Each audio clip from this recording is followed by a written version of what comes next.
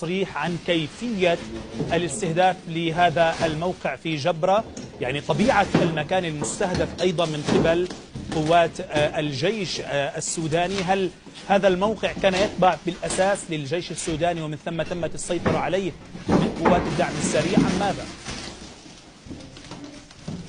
المواقع الموجودة في جبرة تتبع للدعم السريع. في جبرة توجد منازل لآل دقلو، يعني الفريق محمد حمدان دقلو، ويبدو أنه لديه منزل هناك، وعدد من أقاربه يتمركزون في حي جبرة، لديهم عدد من المنازل يقيمون هناك، وحتى حرسه الخاص، يعني عدد كبير. وبالتالي طالما أنه يقيم هناك عدد كبير من عناصر الدعم السريع تقيم بالحي كحراسات لهذا المكان، وأيضا كحراسة شخصية للفريق دقلو.